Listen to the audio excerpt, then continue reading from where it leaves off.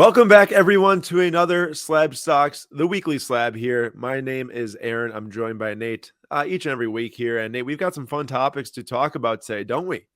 Oh, we do. The sports world is pretty hot right now. Pretty hot right now. So I'm Yeah, excited. NFL season is done, but the draft is coming up, and we actually won't be talking about that this week, maybe in the future weeks. But this week, we've got 7 different sports topics to hit on. And down the list, we have March Madness to start, then the play-in tournament from the NBA, MLB opening day tomorrow on Thursday. So the day you're watching this episode, Thursday. Nate, how pumped are you for that? Oh, you have no idea. We get to watch the Brewers, but we also get to watch Julio Rodriguez, Wander Yes. Franco, bunch of Bobby Witt Jr. I'm going to be watching baseball all day. For sure. And then in the front of the episode, we'll have a very small part in soccer, but then at the end, there'll be a SlabStoxFC segment. And then we've got golf, F1, and WWE. All these things have got card trends associated with them. We will bring up 2 card trends per sports trend, and we will just discuss them and see what we can find. Other than that, we will have a Flip Quest update, which we did pretty decent on last Sunday's show, and then also a who's hot, who's not with some Card Ladder Pro data. So to start, let's just jump right in. Let's start talking about March Madness. Nate, you could talk probably for like a decade about this W here because it'll be another decade until you get another. But I haven't seen a Wisconsin Badger, tournament in my lifetime. So whatever. I'll just let you have your shine here. Talk for a little bit. Let's see. The Badgers have won championship in like 1943 or something. Yeah, something nuts like that. A while ago. But yeah, this Kansas team, obviously championship winners. The most unexpected championship winner I think I've ever seen. I know they were a 1 seed, so that sounds a little disingenuous, but they were not a very good 1 seed a month and a half ago. You know, they were a mediocre defensive team with 1 lottery pick on their team and a whole lot of struggle elsewhere. And so I didn't even know if they get a 1 seed. They lost to TCU on the road to TCU, and that was a bad sign. And all of a sudden they come out, Remy Martin gets healthy, they storm through the Big 12 tournament, and then they just stormed through the tournament easy. A lot of luck. Talk about a team with a lot of luck. Wisconsin and Auburn being your 2 and 3, or your 3 and 2 respectively, and then Providence being your 4. Not a ton of historically tough teams in the division or in the Region. their side of the bracket, and all those teams pretty much lost before Kansas had to face them, or they all did except for Providence. So a pretty easy side to get to the Elite 8 or to the Final 4, and then Villanova, injury to their second best scorer. You go through them, and then North Carolina, a lot of injuries. But And wheels just fell off from them too. I mean, terrible shooting numbers overall and in the second half particularly. well, they're not a deep team. They're not a deep team at all, and you could tell that the guys were tired by the end. But nobody's going to remember in 20 years that it was a super easy path to the finals. They're just going to remember that Kansas has 4 championships, you know? So I'm not worried. Championship winner. And Ochai, he's going to be a first-round pick. He's probably going to be somewhere between, like, I don't know, the 12th and, like, the 17th pick or something like that. And his Bowman cards, which I thought about buying when they came out, I didn't. Bowman next, the new thing with the whole NIL deal in college, actually getting these players autographs before the March Madness. I always wondered, what if there was like a March Madness set that released before the tournament? Wouldn't that be fun, making some short-term bets like that? Yeah, and you can see it worked because $150 to $180 after the win, $90 pre-win. And when I was looking at it, and he was one of the first 3 guys out there, along with Drew Timme and somebody else, they were $60 for a quote unquote base auto at release. Pretty Base incredible. autos numbered out of 99. Yep. So, which was the quote unquote. Yeah. Pretty incredible. And then you got Christian Braun, who I didn't even know he had a Bowman next auto. Yeah, he does, and they have been delivered already. Like, I'm still waiting for my Johnny Davis autos. So, like, if we somehow made a tournament run, I couldn't sell them if I wanted to at the W, although I probably wouldn't have. Yeah, but $150 on Buy It Now on the 23rd of February, and only $110 on the 5th of April after the win, which is kind of shocking. Well, it makes me question the buying of for a $150 on February 23rd. Like, just listening, like how you describe Kansas's season, it's like that would not be the time to spend a ton of money on a guy like that. Maybe it Nope. was like the only one available after they released the first one delivered. Someone just a huge Christian Braun fan. Maybe it's Christian Braun himself wanted it. But yeah, 110. I mean, that's pretty decent, I'd say, for like, if Obaji's I mean, 150. yeah, if you get it for 60 and you're selling it for 110, that's easy money. Yeah, Easy money. exactly. And what's interesting for Braun or Brown, I've heard announcers for the last 3 years say Braun, and then this tournament I hear Brown, and I just don't know. Um, he may have, with that second half, he may have played himself into the first round, which would be kind of shocking because he's not like the greatest shooter, but he's springy and he's a 6'8" guard. Um, and with that second half showing, I don't know. He there is rumors that he may have played himself into the back end of the first round. So that'd be cool.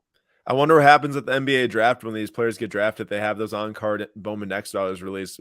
How will they be selling? And I guess we'll see this upcoming NBA draft. But moving on, because we have time limits on each of these segments, so we don't Mhm. ramble on for forever. We are moving on to the NBA play-in tournament, specifically because on Tuesday night now, the Lakers have officially been eliminated by the Phoenix Suns after a year where they came into the season with the second highest or second best odds to win the finals, only behind the Brooklyn Nets, who are also sitting in the play-in tournament in the East.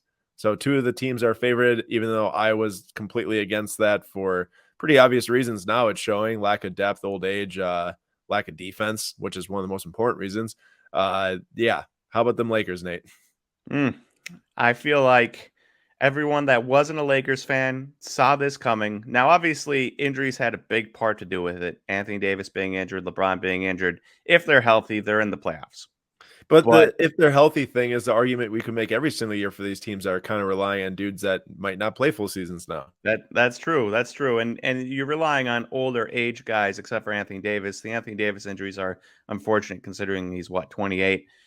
But everyone that wasn't a Lakers fan could have seen this outcome coming, where it's like you got your big signings were Carmelo Anthony, Russell Westbrook, who hadn't looked good in years, Rajon Rondo. You're just adding age. You got rid of all your young guys. Your best player is a 37-year-old, even though LeBron was amazing. He was amazing, still 37.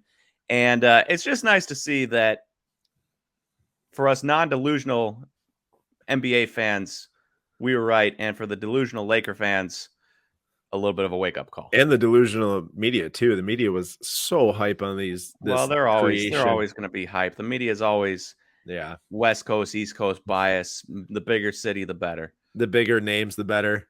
Yeah. But that's what happened there. And Anthony Davis's 2012 rookie flawless auto numbered out of 10 BGS 9.5. Now this is a Team Panini rookie auto. It's not like his main auto patch from flawless or anything. There are like 3 different image variations of the Team Panini, so technically you could have like 30 copies of 10 just with different pictures. Regardless of the point, the same image sold last year for $2,500-ish. This year $760. Actually, within the last few days, it's a 70% drop on that card. Anthony Davis cards would have been about one of the worst places to be a year ago from today up until now, based on that. I did not just bring up his 2012 Prizm PSA 10, which could be obvious for a lot of players that card would have dropped in price.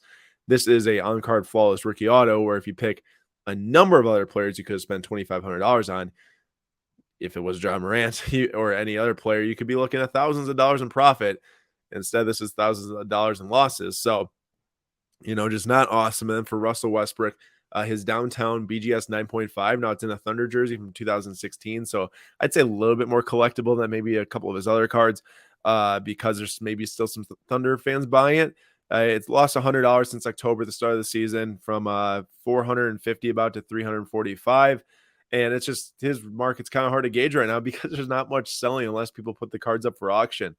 I looked at cards over $250 by the Card Ladder Sales History tool, which is how we got all this data for this episode today. There's not many selling. There's not a whole lot selling. You got to go back, you scroll back and it goes back pretty fast because there's not a whole lot of sales history right now of his cards of his selling for over $250.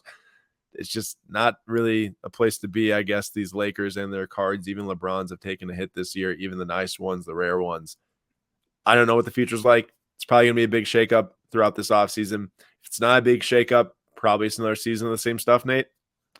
Yeah, well, I mean, we'll see. We'll see. I'm sure some team will probably come calling after AD. I don't think anybody's going to come calling after Westbrook. Maybe they can dump some assets and Westbrook on a non-contending team that just wants a star in there to pull fans in. I don't Yeah, know. I mean, $45 million is no one's actually gonna take that on with meaningful wanting to win, you know?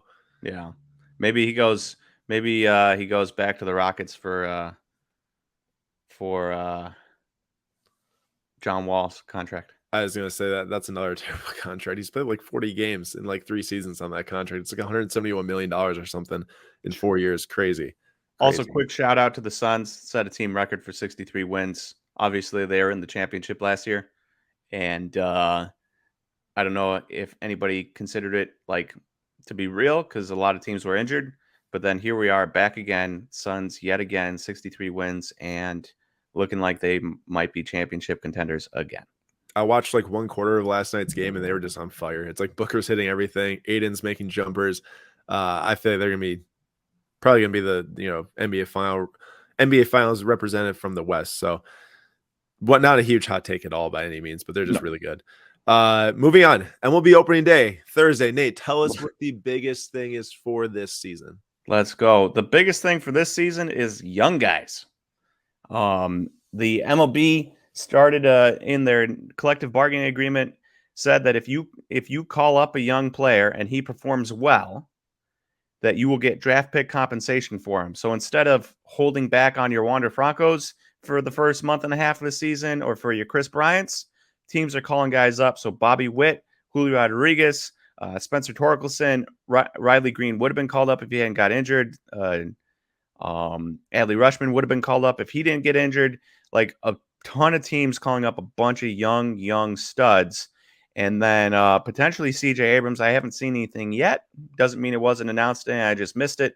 But CJ Abrams could be the starting shortstop for the Padres too, which is pretty crazy considering he hadn't played above A ball before this spring training. So young guys to go along with the Ronald Acuñas and the Juan Sotos who are still like 23 years old and the Wanders who are already up and the Vlads who are 23 and guys like that. It's going to be an amazing, amazing season. Well, I mean, if the MLB can figure out a way to connect with fans and stuff, I mean, there's no better time to have young people be excited if there's all these young, exciting players. You said it right there. You know, when you talk about like stars kind of fading in other sports, they're starting to get, 28, 29. And if anyone, I saw someone brought up today, like the new shiny objects are coming in with Torkelson and Julio Rodriguez, and then it's like, oh, Acuna and Soto, are people going to start to forget about them? It's like, well, they're 23, so no, because they'll still be the best players in MLB, most likely, or some of the best. And it's just crazy to see this much talent this early on in their careers, isn't it? It is. It is. And it's crazy because you have a ton of other talent that like bounce back talent. Keston Hero, we talk about it. He's not old, but huge bounce back potential at 25. And then two guys that I wanted to bring up because they have huge bounce back potential. Gavin Lux, who's just 24, plays for the Dodgers. AJ Pollock got traded away. So now right field is open for Gavin Lux to take, or left field is open for Gavin Lux to take. So it should be interesting. His Topps rookie foil PSA 10s are up 304% in 6 months. PSA 10 sold around $22 on October 11th, and the last one sold for $89 on the 4th. Is he solidified in the starting lineup now, like with that trade? He should be. He should be. Wow, very cool. So that's huge. And then another guy is pretty young, and people kind of forget about him, and he's had decently bad years the last couple of years, but he's still just 25 years old, is Gleyber Torres. And this is interesting because Gleyber, his Topps Heritage Chrome, out of $9.99 PSA 10, you could have bought this card for $40 November 11th or November 14th, 2021. It's up to $110 now because he had a good spring training, 900 OPS, 3 home runs. So there's a couple guys that are getting probably their last shot at both credibility in the majors and also card credibility here, and they're up, and I'm excited to see what they can do because they need to take the reins and remind people that they are former top prospects that are good, or else it's always going to be the J-Rods, the Wits, the Torkelsons, the Sotos and stuff that take the shine, and you're going to forget about the Gavin Luxes. And I mean, guy like Gavin Lux and Gleyber Torres, they're both top 5 prospects. Yeah, they were crazy, crazy. All right, we got to move on though. We have to move on. So everyone look out for more Dane Corners podcast, though, of course, on the Spotify and Apple Podcasts, SlabStox Network.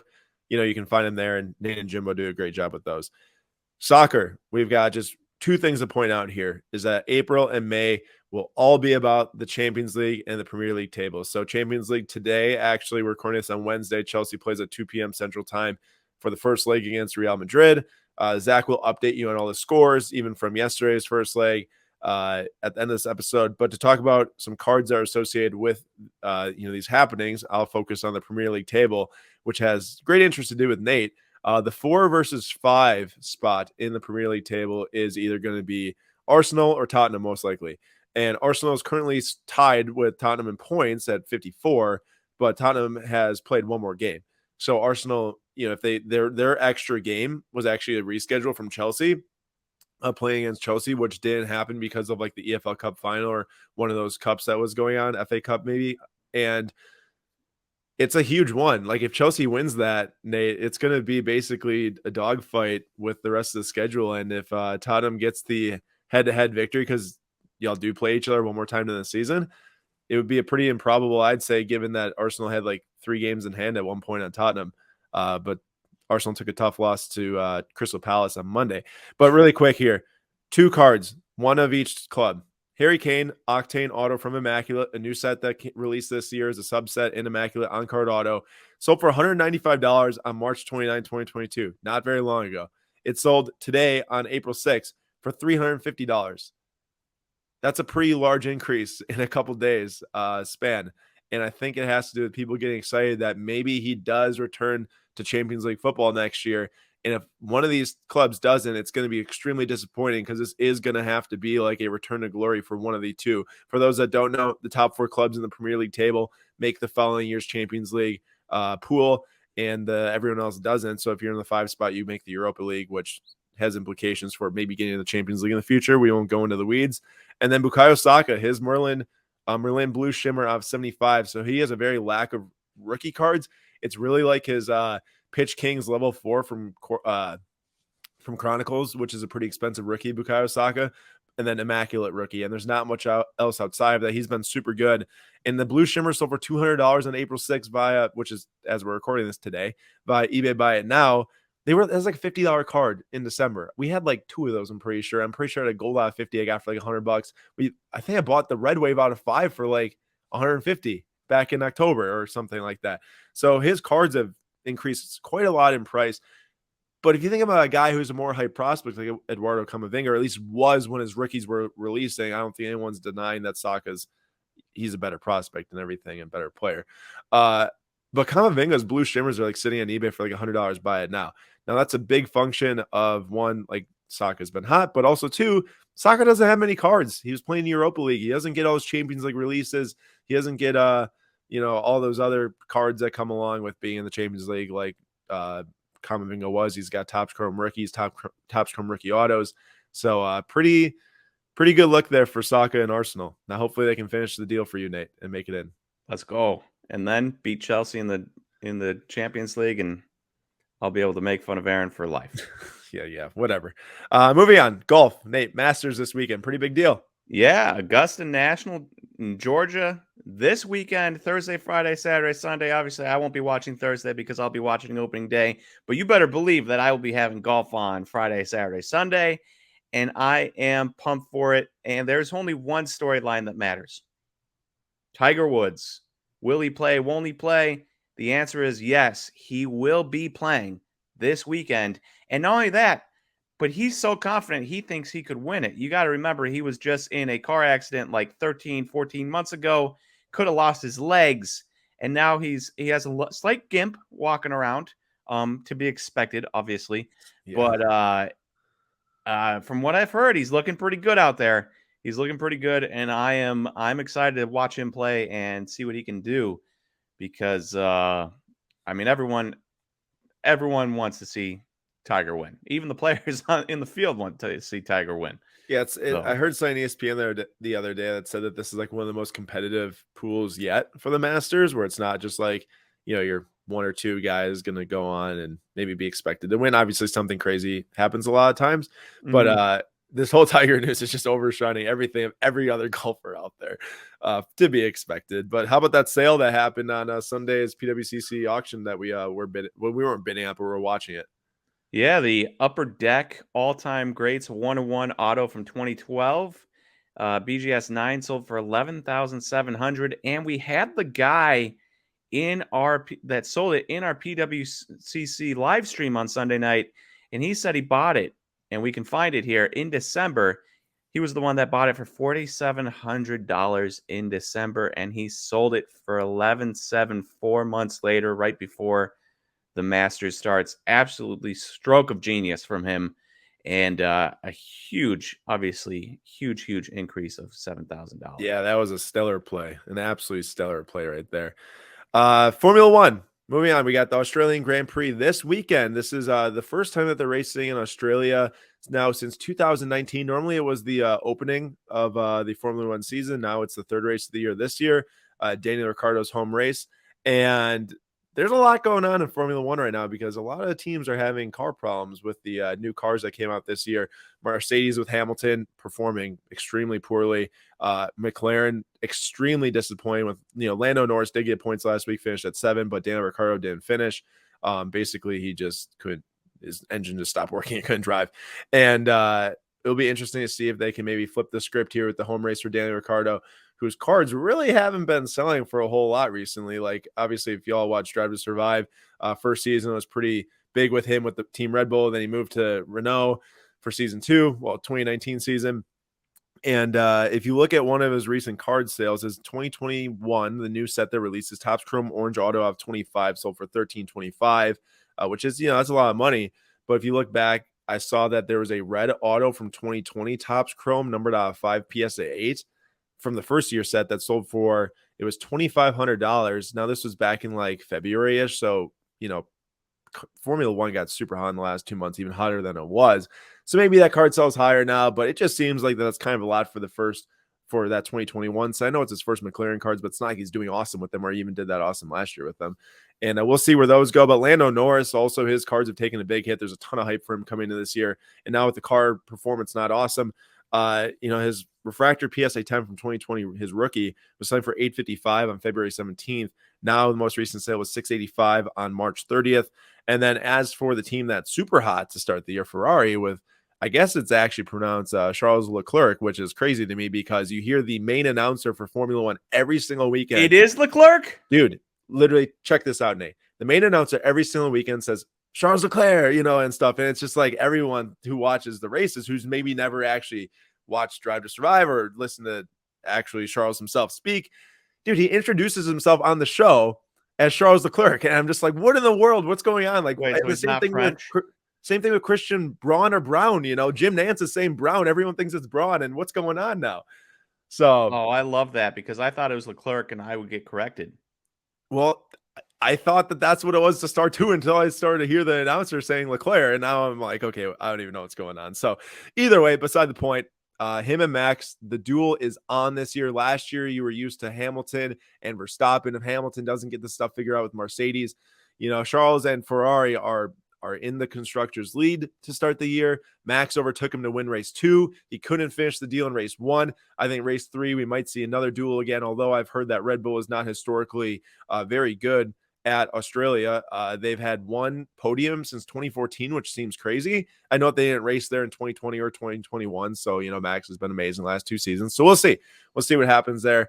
And for Leclerc, his Sapphire PSA 10 was $375 on January 4th. That's to start the year. And now it's $1,350 around there. Wow. $1,350. Just insane to see. His stuff has absolutely exploded in price for good reason. I mean, he's always been super talented, as I've heard. And now being in Ferrari, that's got the best car to start the year.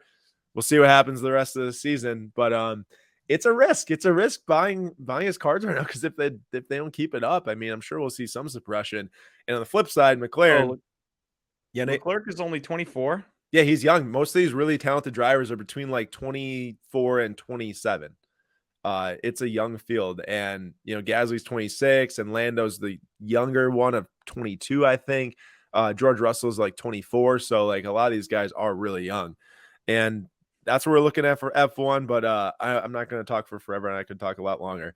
But we got to move on to WWE, which WrestleMania was this last weekend, which seems like a terrible time to have it to bring in any casual fans because Final Four was the exact same weekend. Like it just doesn't make sense to me. You had the Final Four. You had the women's championship on Sunday. So Final Four on Saturday, women's championship on Sunday, championship game on Monday. You also have like the end of spring training games, NBA. and soccer and NBA, and it's like why would you schedule it right there? I mean, I know all the diehards were super into it, but it's just like I don't think anyone. Well, I'm sure there were some people, but who's going to pick Final Four or not pick Final Four on Saturday to watch over WrestleMania? But besides the point, Logan Paul showed up to WrestleMania. I think that this was his first appearance at WrestleMania, correct? Correct. And social media explodes in the card market really easily when something hype happens, and he comes out this time with a bejeweled or bedazzled, however you want to say, Pokemon Illustrator PSA 10, the Pikachu card, which is the most expensive Pokemon card of all time, with his purchase now, PSA 10 of $5,275,000, which was sitting in an $80,000, what do they call those things, like pendants, right? Like where it's like the chain or the thing that hangs on the chain. I don't know. That's just so much money. I always think it's weird how it's like I have the most expensive Pokemon card in the world, but it's only the most expensive Pokemon card in the world because I was willing to pay this much for it. Doesn't mean Yeah. anybody else is, you know? And the other thing too, it's like it sold for $75,000 more than the Mickey Mantle PSA 9 and the LeBron Exquisite of, I think it was the 23 BGS 9. That was the card that hit 5.2. But was there something to be said for getting it just above both of those and just under the Honus Wagner? Yeah, I don't know. That's just that number's so close. $75,000 more than 5.2 million on the dot. I feel like it had to be like get right up there, the number 2 most expensive card of all time. And the other thing about WWE, moving on from Logan Paul, is that 2022 Prizm WWE release this week, or releases on Friday, and Wednesday was like the first off the line where they are getting delivered. But the interesting thing about this is that cards are expensive to start. Boxes are expensive, like $850 for a hobby box or something. Seriously? The John Cena Color Blast is sitting on eBay at over $10,000 with 52 bids with like over 35 bidders. Some people on the Instagram post we put up were saying, oh, she'll bid this and that. But like a lot of those bids over $9,000 had a lot of feedback from bidders. I know that doesn't mean that that's not she'll bid and stuff, but like it's not like every single bid recently was like 0 and 1 feedback is my point. I have no idea how rare they're going to be. It's a first release issue of 2020 or Prizm WWE, which could make those color blasts extremely rare, like we saw with the first release of the soccer ones. But here's the thing, Nate. I don't mean to dominate the talking space. 2022 Prizm WWE just released tons of hype, tons of I don't want to say overspending. People spend how they want. There was years of Topps Chrome and Topps Finest WWE products starting in 2014 for the first Topps Chrome product. You have this release. Boxes are like super expensive and stuff. And a week ago, Fanatics dropped the announcement that they got the rights to WWE in the future. Like literally, I think that they're just toying with Panini. They get the rights to WWE. They say it a week before Prizm releases. So now we're looking at is a multi-year deal for Panini with WWE, potentially like 3 years of Prizm. And then it's just done, probably for a long, long time. Yeah. Doesn't make, and like this is a super uneducated take from the whole WWE side of it, because I know nothing. I watch nothing. I've heard names: John Cena, Undertaker, whatever, Steve Austin. But to me, it just seems like 3 years is such a short amount of time to build any lineage. When once Topps get it, they'll start making Topps Chrome and Topps Finest again. You remember the Wild Wild West days of never finding cards in card aisles at stores? Yeah. You know what cards you could find? WWE. Topps WWE. Yeah. So just because it's Prizm, I am blown away that it moves to Prizm and all of a sudden people want it. And for like a more like normal card to sell. There was the Undertaker, his first Prizm card, numbered out red off 299, sold for $200, which isn't like an insane amount of money, but it's not super rare either. But just like people will be spending a lot of money on this. Cards from Prizm are going to outsell cards from the first 6 years of the Topps Chrome lines and Topps Finest lines. Like, this isn't even close to the first issue of the cards for this. Like with Formula One, 2020 Topps Chrome was like really the first issue of like a Topps or Panini licensed product. And I get that there was the way back in the day, the Futura, I think that's what it was. The Lewis Hamilton was like the next or something. And then there's other vintage cards, but like, the only modern cards are those ones that just released. So I don't know. We'll see. I don't really want to like get into like making predictions on that stuff just because I understand nothing about the space, and maybe Prizm holds, but it'll be surprising if it does. This Sunday is the FlipQuest episode number 12. We're on week 12, and we have got some recap to do from number 11 on Sunday here on the PWCC Weekly Auction. So we're going to look at the cards that we won last week quickly to update all of you. And these three here, we won 3 cards for a giveaway, but we don't have to share those right now. But we won Nathan McKinnon, 2013 Panini Dominion on-card patch auto of 99 PSA 8 with the 10 auto. Very nice patch there. Looking forward to seeing what the Avalanche do in the playoffs, and maybe he doesn't do anything, then maybe we hold till the next season and get some hype around the start of the new AHL season when he's going to start hopefully healthy for the whole season. And then Nate, you like this one a lot here. Tell us about this. I do. So it's a second year Eloy patch auto, but the patch is absolutely filthy.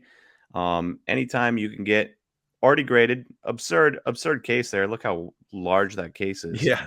But anytime you can already get an already graded patch auto with a nasty patch, low numbered like that out of 5 for $210.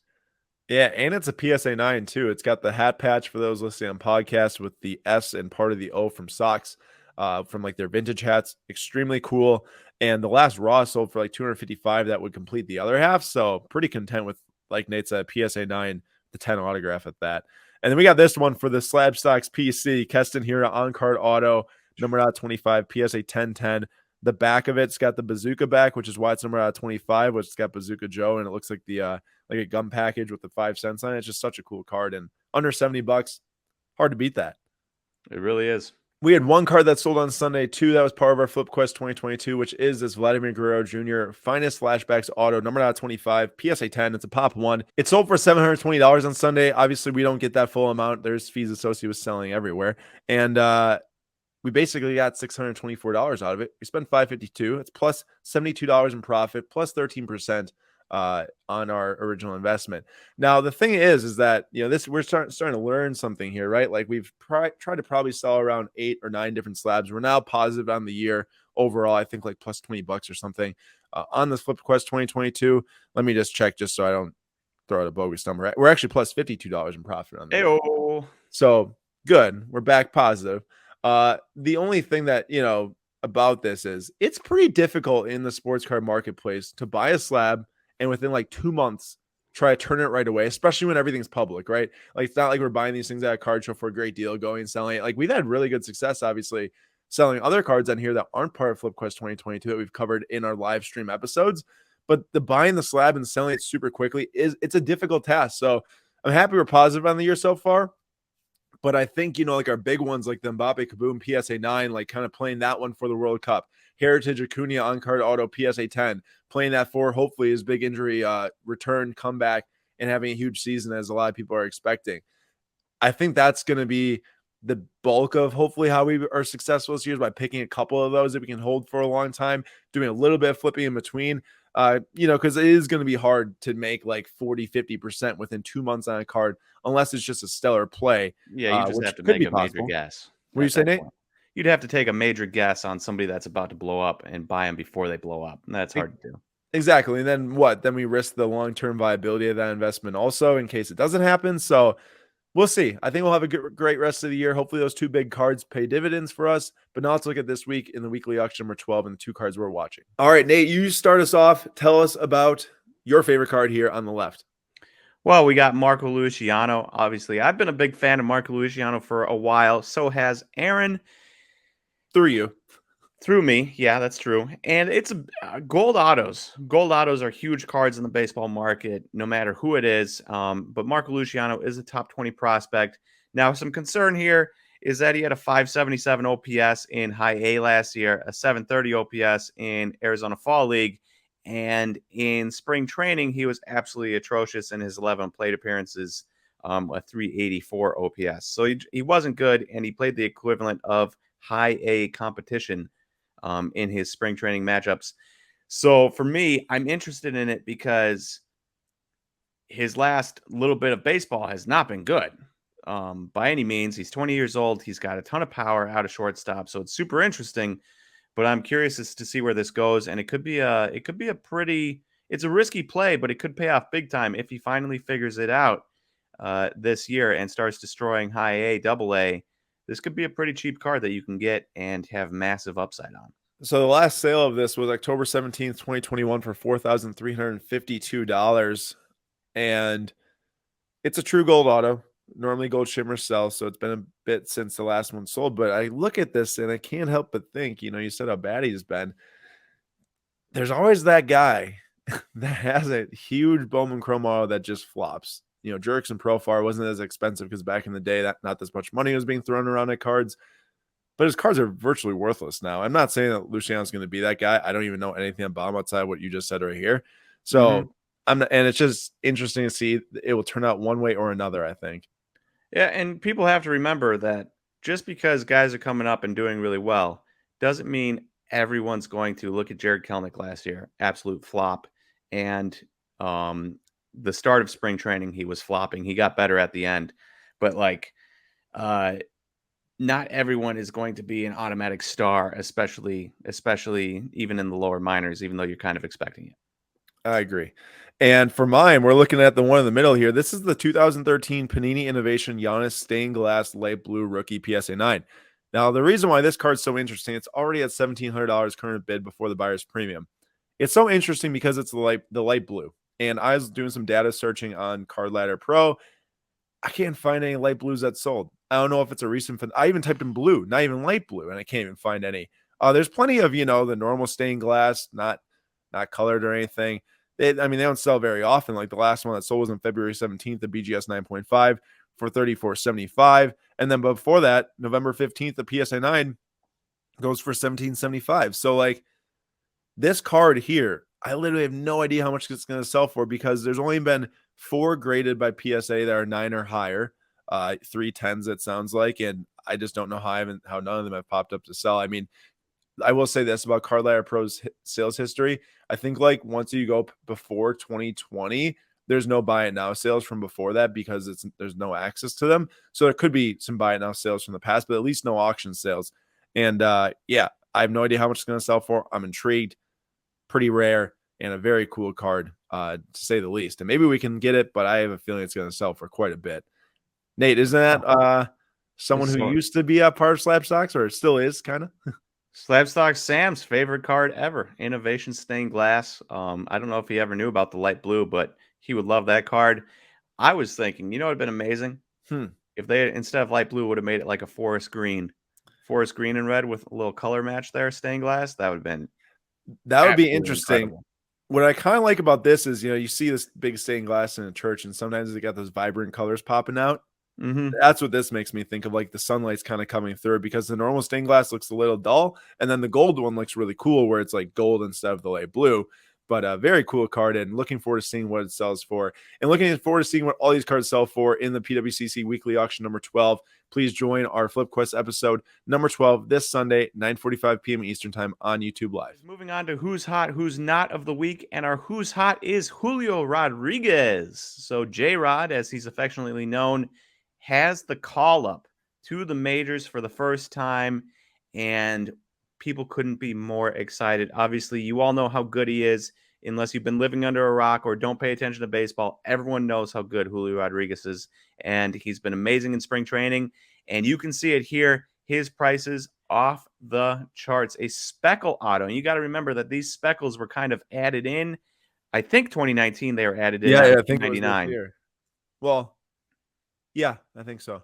I don't think they were around in 2018. So 2019 was a first-year speckle. Usually in the Bowman Chrome market, these cards aren't nearly as hot as some of the more traditional colors.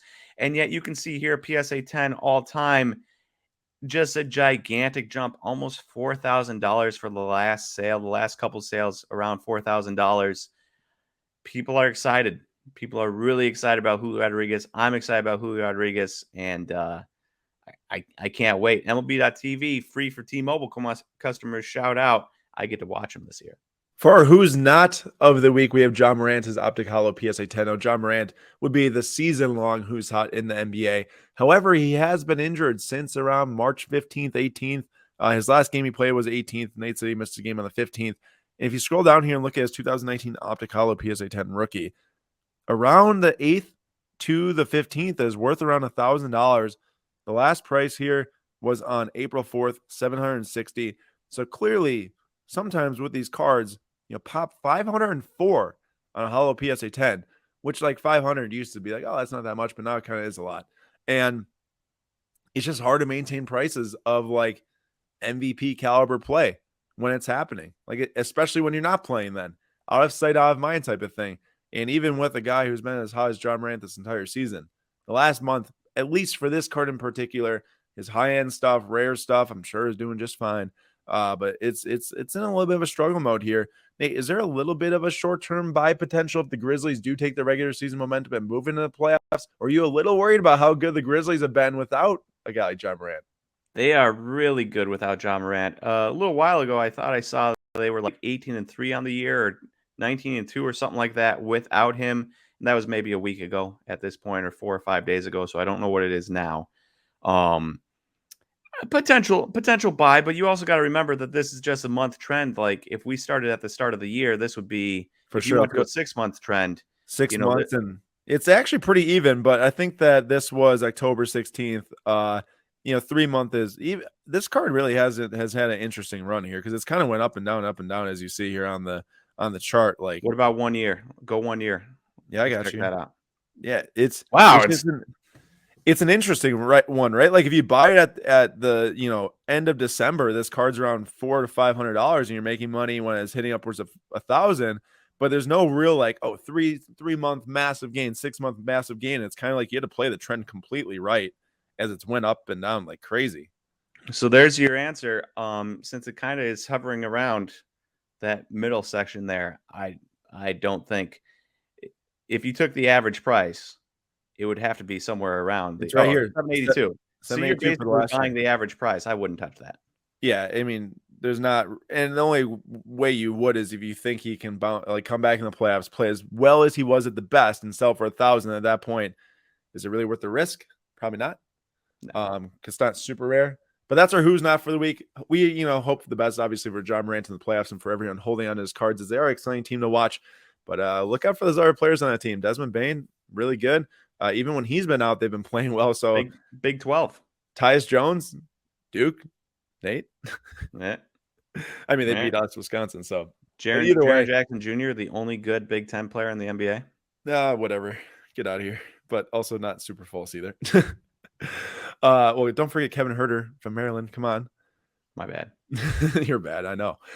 That was the Who's Not for the week. And now we'll move on to the SlabStoxFC episode to close off. And then we'll have the little wrap up at the end. What is up, everybody? It's Zach from at Premier Soccer Investing coming at you with yet another SlabStoxFC YouTube video. Let's get into it.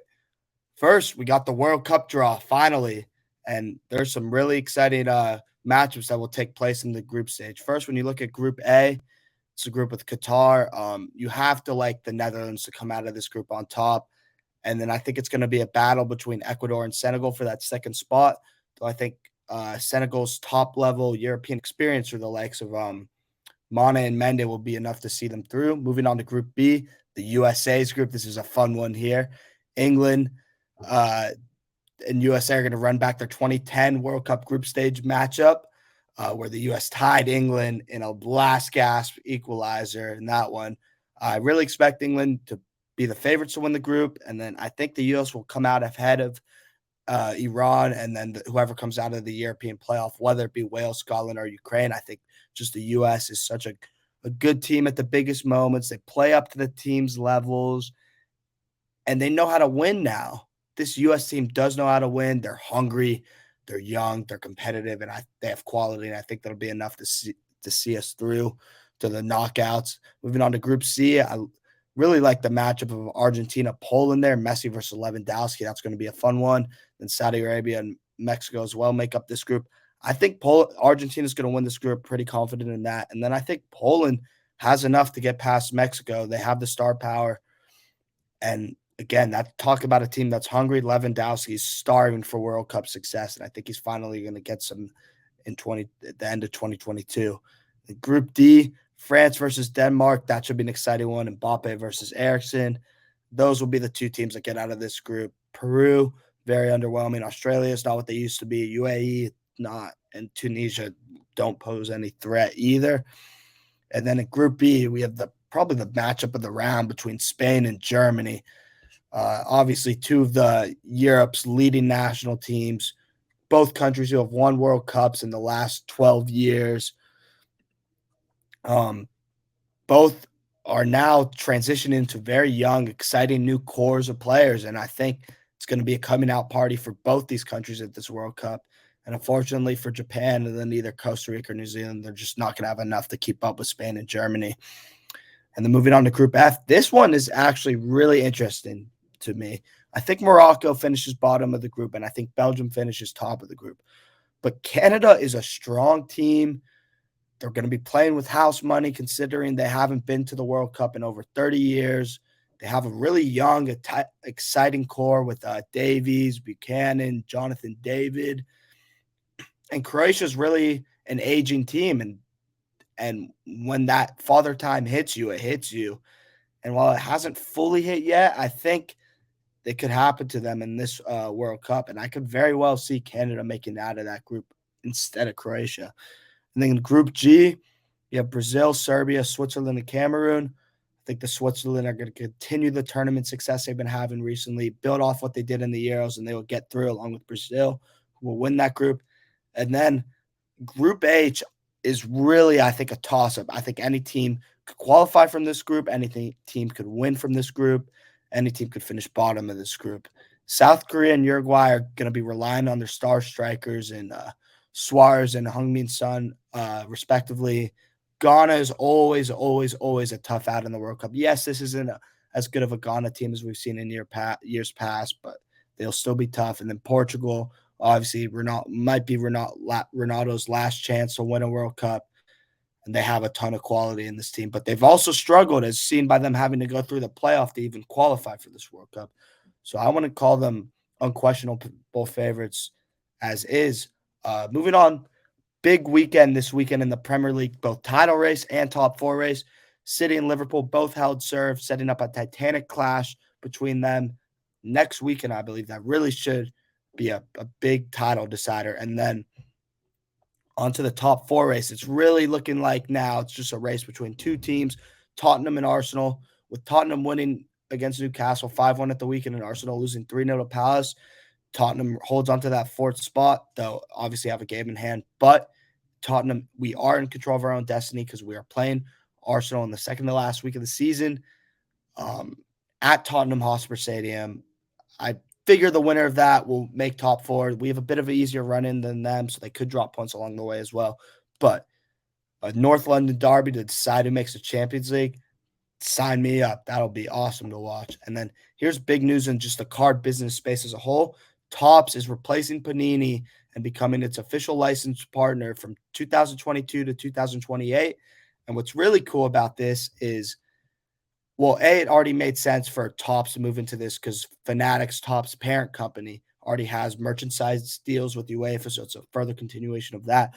But this deal includes the women's Euro, and I really think we're starting to see just a skyrocketing growth of women's sports around the globe, particularly in the soccer space with the sellout of the Camp Nou for the Barcelona versus Real Madrid women's game. And it's just, I think that rise we're going to continue to see. And I'm really excited to see what happens with the women's card market going forward. And I'm glad to see Topps looking like they're going to be investing into it. And then on to the Champions League. Big win for Liverpool against Benfica. Luis Diaz, magnificent in that one. Mane as well with the goal there. Not a surprise. And on to the team that many expected them to be playing in the semifinals. Well, Bayern Munich is not in a great position as of now. Villarreal, amazing atmosphere at home for them. One of those great European nights that will live on in that club for a long, long time. Winning 1-0.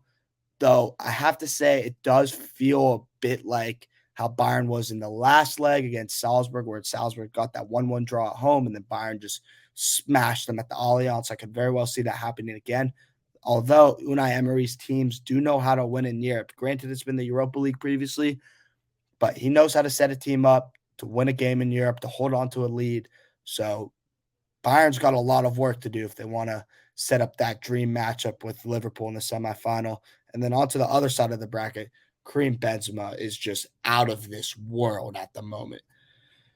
He, again, just like he did to PSG, dominated Chelsea, back-to-back hat tricks. Havertz scored a great goal, but he won the match balls. You can see, won the player in the match and got the match ball for the hat trick. Just what can be said about this man? So much quality. That first header he scored was magnificent, and he's just Real Madrid are going to be in contention to win this Champions League as long as he's fit and as long as Vinicius is fit. And they are both playing very, very well at the moment. And Madrid obviously knows what to do in the Champions League, and they're going to be a very tough out. Can Chelsea come back? Yes. Are they going to? Probably not, especially with the second leg being at the Bernabeu, and it'll be an amazing atmosphere there next week. It's looking like Madrid's going to be back in the semifinals of Europe versus, I want to say, probably Manchester City. They definitely are the favorites right now, winning 1-0 against Diego Simeone's 5-5 formation with no striker. De Bruyne scoring a goal off an absolutely sublime assist from Phil Foden, who we'll get to in a moment. But you can never count Simeone's teams out in the Champions League. But Man City are in the driver's seat as of now. And on to Phil Foden. So he had that amazing assist, and you can see that little bump in his market coming off that. But when you go back to a year ago when he fired City into the semifinals of the Champions League with that great goal against Dortmund, his car prices have dropped, obviously, from a high price of $900 to $168 now. That's minus 70%, almost $392 there. But we're getting into that crunch time of the Champions League again. And if he can build off this performance in the first leg and score a goal in the second leg, get City to the semifinal, and then if they win the final, they're probably going to win the Champions League, which has been their goal for years. They will probably be doing so off the backs of good performances from Phil Foden. So I would say if you believe in Phil Foden, if you believe in Manchester City, that they're going to be the ones to win the Champions League this year, this is a great time to buy. And we're looking at his 2018 Donruss Optic rated rookie. There's only about 450 PSA 10s of this card and about, again, like 450 PSA 9s. And then there are barely any hollows of this cards in the gray book at all. It's like only like 150 something, like 80 10s and like 59, something like that. So Foden's cards, especially for how big of a prospect he's been over the past year and how big of a player he is for City, are still relatively undergraded, which means it won't take much for his market to skyrocket due to how few cards there are of him. Thanks for watching. Peace. Thank you, everyone, once again for watching another Weekly Slab. This is episode 18. Covered a bunch of different sports trends, mixing them with some card trends. This week's going to be a big week for sports. There's a lot going on throughout the next couple of days into the weekend. And, we hope you all enjoy that because it is something to be excited about. I'm sure Nate will love watching those Masters, and the Brewers Open day, knowing he's got that Kansas Jayhawks W in his back pocket. So no matter what happens, he'll be happy. Right, Nate? I was using that Bucks championship to power me through the Packers' disappointing end of the season, and I will be using this Kansas Jayhawk championship to power me through whatever might happen with the Brewers this upcoming season. Well, we were lucky enough to have the Bucks championship powers through the Brewers' disappointing end of last season, so I need something now, maybe like another Chelsea Champions League victory, help me get past whatever might happen to the Brewers, because the Kansas Jayhawks thing is doing nothing for me. Rock Chalk Jayhawk, baby. What do you say? I said Rock Chalk Jayhawk. I'm sick of hearing that. I'm so sick of hearing that. All right, that's all we got for this week, and we'll see you all next week in the Weekly Slab number 19.